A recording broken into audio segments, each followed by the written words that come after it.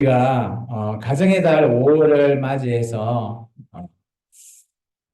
우리가 또 다시 한번 가정이라고 하는 그런 우리의 가장 작지만 하나님께서 최초에 허락하신 그곳 바로 가정을 한번 떠올려 볼까 합니다. 오늘은 원래 5월 5일은 어린이날입니다. 근데 보시다시피 저희 교회에 어린이가 없어서 제가 어린이날을 건너뛰었습니다. 근데 이번에 어버이날이 참 수요일이더라고요. 그래서 좀 어정쩡해서 그래도 이왕이면 어버이날을 통해서 여기 또 우리 나이 드신 권사님도 있고 성도님도 계시니까 어버이날 설교를 하는 게 더 낫겠다 생각을 해서 제가 어버이날 설교의 제목을 좀 잡아봤습니다. 저는 성경에서 그래도 효도하는 효자라든지 효너 많이 있습니다. 근데 그 중에서 저는 루시라고 하는 여인을 한번 생각해 봤습니다. 루시라고 하는 여인은 이스라엘 민족이 아니에요. 이방인입니다. 저와 여러분과 같은 이방인이죠. 구약에서는 이방인은 하나님 앞에 구원을 받을 수 없는 자예요. 그런 것을 우리가 염두에 두고 이 룻기를 한번 살펴보면 참 좋겠습니다. 이런 이방인이 어떻게 이스라엘 민족과 연관이 있을까? 이게 어떻게 보면 큰 은혜가 되죠. 룻이라고 하는 이 여인은 모압이라고 하는 이방 나라에 살고 있는 여인이었어요. 그런데 이스라엘 땅에 살고 있는 나오미와 엘리멜렉이라고 하는 그 부부가 그 땅에 흉년이 들었어요. 기근이 들었습니다. 그래서 이 땅에서 도저히 안 되겠다 싶어서 모압이라고 하는 땅으로 건너가서 살자는 거죠. 쉽게 말하면 이민을 간 겁니다. 모압으로. 그곳에 가서 자녀를 놓고요. 또 그곳에서 자녀들을 결혼도 시키고 그렇게 살자는 거죠. 이 여인은 나옴이라고 하는 여인과 엘리멜렉 집은 쉽게 말해서 좀 흙수저는 아니고 그게 좀 잘 사는 그런 좀 부자인 사람으로 보시면 쉽게 이해될 겁니다. 이런 부자인 이들이 자기의 나라를 떠나서 모압이라고 하는 땅에 가서 살게 됐죠. 근데 그곳에서도 그죠? 그곳에서는 아마 재물이나 이런 부는 충분히 누렸던 것 같아요. 그런데 살다 보니까 자식도 그죠? 낳게 되죠. 그리고 결혼도 시키는데 이방 여인과 그 모압에 있는 여인과 결혼을 시킵니다. 근데 놀랍게도 두 아들이 다 죽고 자기 남편도 죽고 이 집에는 여자들 세 명만 살아 있는 겁니다. 나오미가 그러다 보니까 이제 뭐 요즘도 그렇지만 직장 잡기가 쉽지 않잖아요. 이전에 구약 시대는 여인들이 일을 한다는 것 쉽지 않습니다. 그러다 보니까 있는 것 다 탕진할 수밖에 없는 거예요. 그래서 도저히 이 나오미가 안 되겠다라는 거죠. 이 두 며느리들을 너희는 이 나라에서 나하고 잤으니까 그냥 돌아가라라고 합니다. 그리고 나는 그냥 내 나라인 저 베들레헴으로 다시 돌아가고 싶다. 그렇게 오늘 얘기를 하죠. 그랬을 때 오늘 우리가 본문에 읽었던 내용이 바로 그 내용입니다. 그래서 너희는 너희 신들, 그 당시 모압이라고 하는 자기들이 믿는 신들, 그쪽으로 돌아가라. 나는 내 나라 이스라엘, 여호와 하나님에 있는 나라로 다시 돌아가겠다라는 거죠. 이민에 실패하고 자기의 본국으로 돌아가기를 원했습니다. 근데 한 명은 알겠습니다. 순종하고 자기 나라로 돌아갔지만 루시라고 하는 이 여인은 어머니를 버릴 수가 없었던 것 같아요. 그래서 오늘 본문의 말씀처럼 그죠? 어머니가 있는 곳에 나도 있을 것이라는 거죠. 어머니가 어딜 가든 나는 그곳에 함께 하겠다라는. 이제 나는 이전에 내가 믿었던 그 신은 나는 이제 버려버렸다라는 거예요. 그리고 이제 어머니가 믿는 그 여호와 하나님, 그 하나님이 나의 하나님이 될 겁니다라고 고백을 합니다. 어머니 입장에서 어떨까요? 이 루시라는 여인을 그냥 다 떠내보내고 혼자 가서 그냥 자기 땅에 가서 그곳에서 살다가 죽고자 했는데 이 며느리가 너무 악착같이 이 자기 시어머니를 이렇게 봉양하고 끝까지 함께 하겠다라고 결단하는 모습을 보고 그죠? 그냥 포기하죠. 그래, 네 알아서 해라라고 얘기합니다. 저는 오늘 이 룻처럼 효도합시다라는 주제를 잡았을 때 한 세 가지 정도 우리가 과연 효도라고 하는 게 뭘까 한번 좀 떠올려 봤습니다. 효도라는 것은 그죠? 우리를 낳아주신 부모님을 향한 우리의 사랑을 전하는 겁니다. 근데 이 사랑 안에는 놀랍게도 하나님의 그 사랑하심이 함께 담겨 있다라는 겁니다. 이스라엘 백성이 출애굽을 해서 시내산에서 모세를 통해서 10계명을 받게 됐을 때 1계명에서 4계명까지는 여호와 하나님에 대한 그런 관계를 설명했어요. 그리고 5계명 이제 1계명에서 4계명은 하나님 사랑을 설명했다면 5계명과 10계명은 이웃 사랑. 그 중에 가장 첫 번째인 5계명은 어떤 말씀이 있는지 우리가 좀 전에 읽었죠? 이 룻기 말고 우리가 그죠? 교동문을 읽을 때 뭐라고 돼 있죠? 출애굽기 20장에 나오는 말씀. 네 부모를 공경하라. 그게 첫 번째예요. 이게 사람을 사랑하는 데 있어서는 부모님을 공경하라라는 겁니다. 이 공경하라는 단어는 카바드라고 하는 원어를 쓰고 있는데 이것은 존경의 의미도 포함되어 있고요. 그리고 이 안에는 나중에 사랑하는 의미도 포함되어 있다는 겁니다. 오늘날 우리 사회에서도 대부분은 자기의 부모님을 너무 사랑하죠. 그리고 자기의 부모님을 정말 열심히 동랑하고 효도하면서 살아가고 있습니다. 근데 시간이 가다 보니까 안 좋은 뉴스들이 너무 많아요. 그죠? 혼자 살고 자기가 너무 자기 개인적인 생각, 욕심에 쌓여서 자기의 부모를 해할 때도 있고요. 보험금을 위해서 그런 뉴스들도 많이 나오잖아요.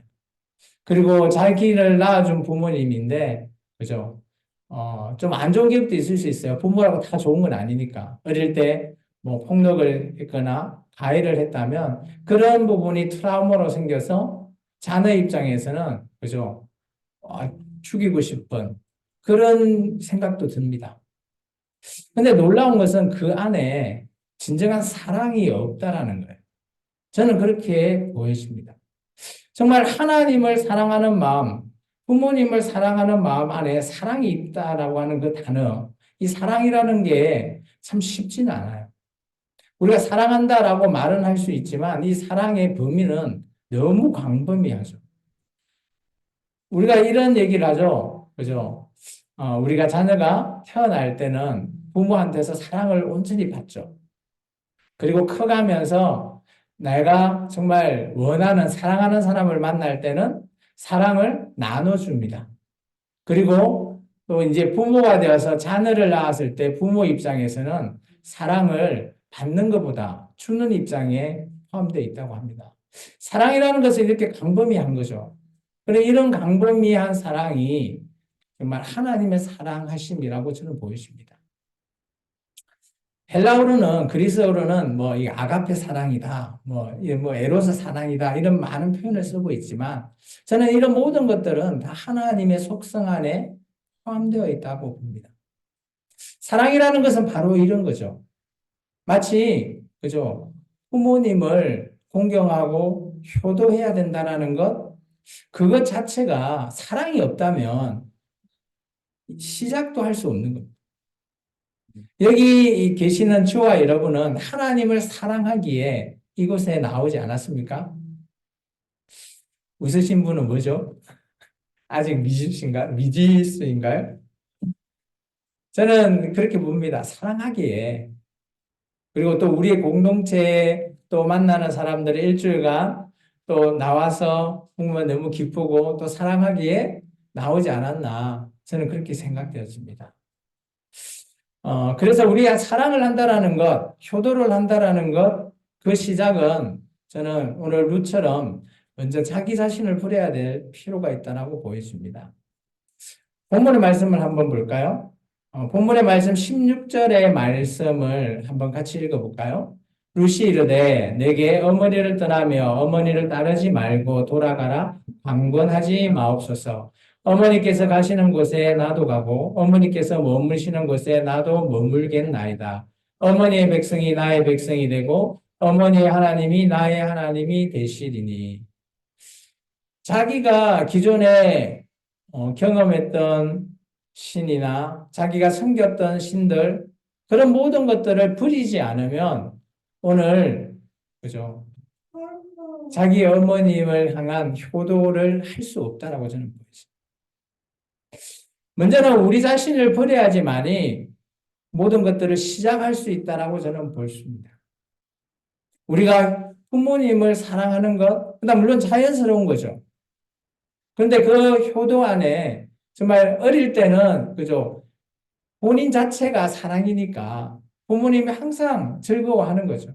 근데 이제 아이를 놓고 키우다 보면 이제 반대가 되죠. 우리 아이가 나한테 좀 수근했거나 이러면 어떤가요?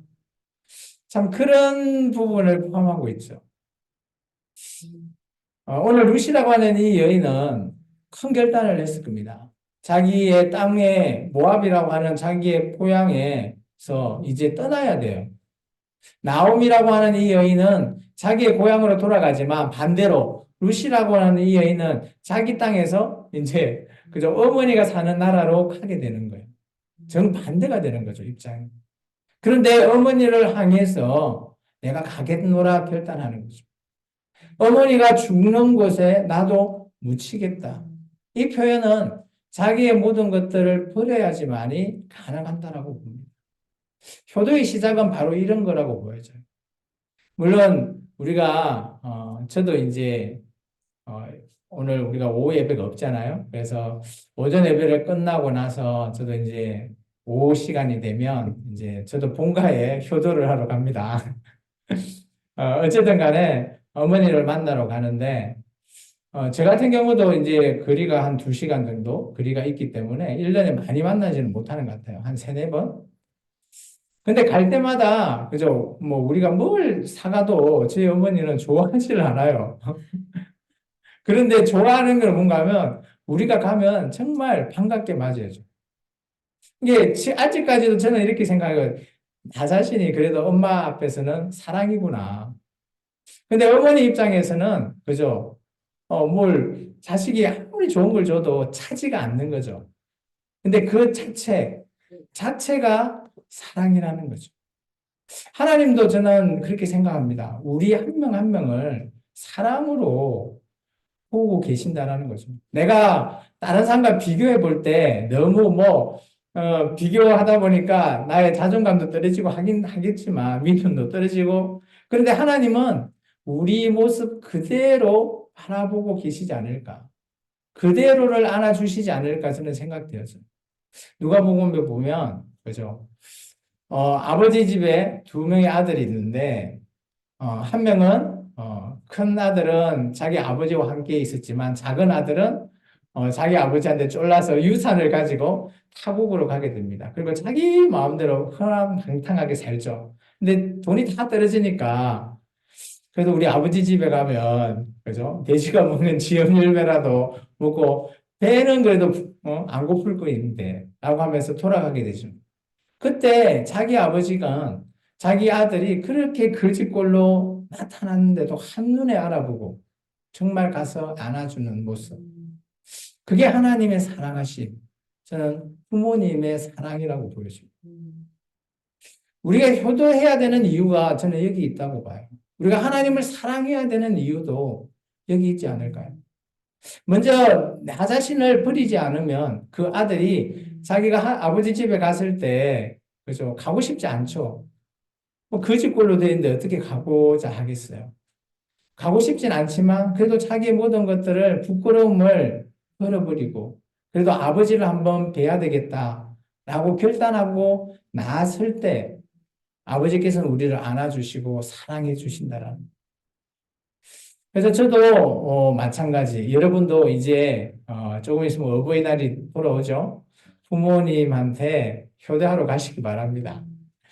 물론 여러분이 뭐 선물을 준비해 가면 그 선물로 기뻐할 수도 있지만 아마 여러분 자신이 선물이라고 저는 생각되었습니다.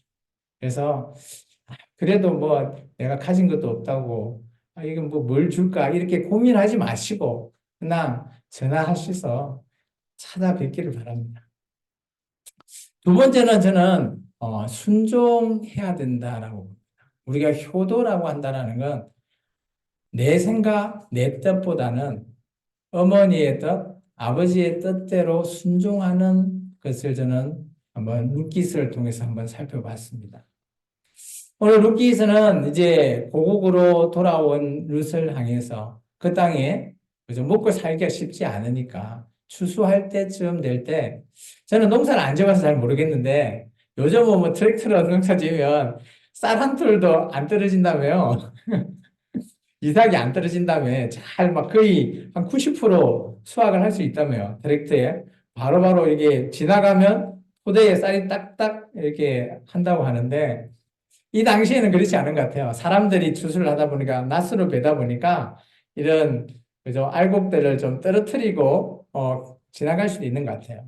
근데 그 땅의 주인 보아스라고 하는 이 사람은 종들에게 시키죠. 이 루시라고 하는 이 여인과 나옴이라고 하는 여인에 대한 얘기를 알고 있었던 것 같아요. 그래서 그들을 위해서 정말 지나갈 때 낫으로 베면서 한 두 개 더 떨어뜨리고 가라. 그들도 죽어서 먹고 살아야 되지 않겠냐라고 얘기합니다. 그런 내용들을 알고 있었던 룻의 어머니가 룻에게 얘기하죠. 네가 다시 결혼을 했으면 좋겠다라는 게 그 시어머니의 생각이었던 거예요.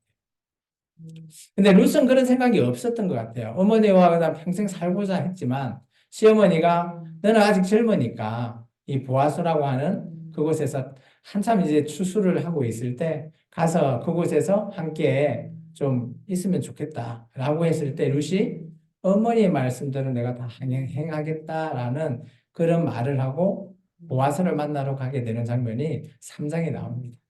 그때 보아스라고 하는 이 여인도 이 남자도 룻을 그냥 그런 모든 내용들을 잘 알고 있기 때문에 그죠?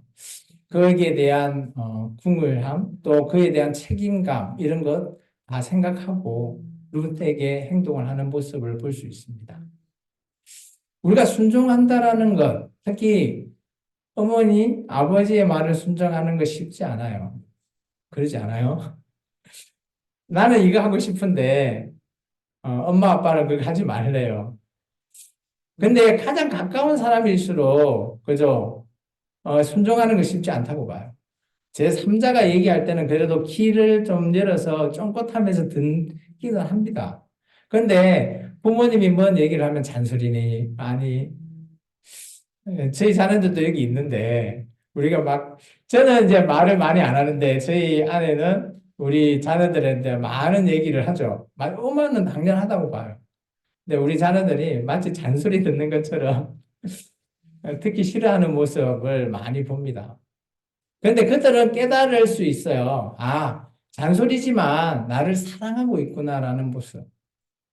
오늘 루시라고 하는 이 여인은 어머니의 이 말이 가당치도 않다라고 생각을 해요. 자기는 그럴 생각도 전혀 없지만 또 어머니의 뜻을 따르겠다라고 결단하면서 순종하는 모습을 우리가 좀 볼 수 있습니다.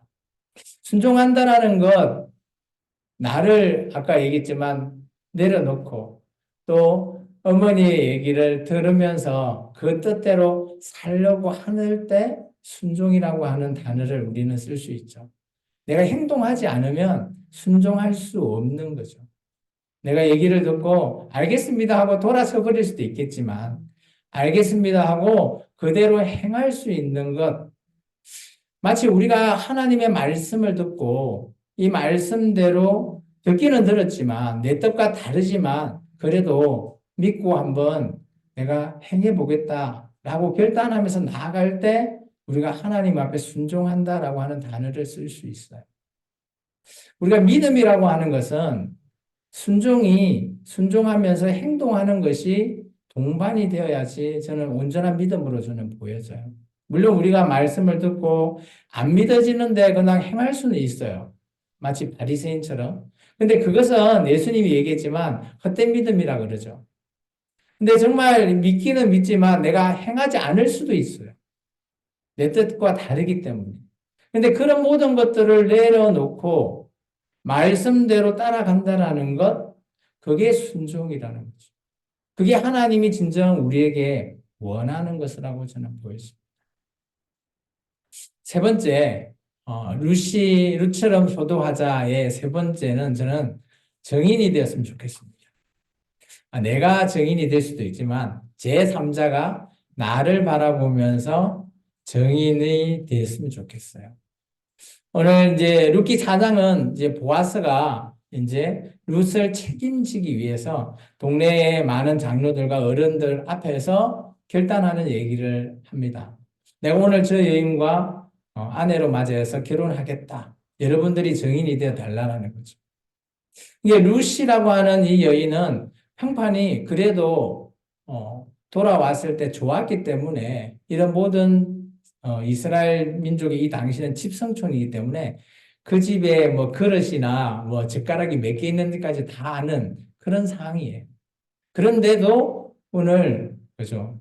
이 이스라엘 민족의 모든 사람들이 증인이 되어 준 거죠. 그러면서 보아스와 룻이 결혼하게 되고 하나님께서 아이를 태어나게 하십니다. 근데 그 아이의 그죠? 따지고 보면 손주가 우리가 잘 알고 있는 다윗이죠.